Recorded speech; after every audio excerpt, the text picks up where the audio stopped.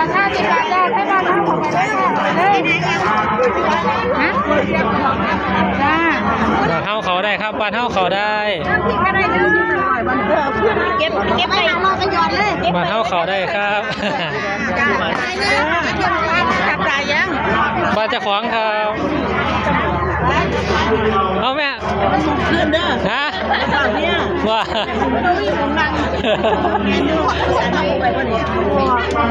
มันเลาะเสื้อๆไงจังเลยได้นั่งกันนั่งมองกันเจ้าได้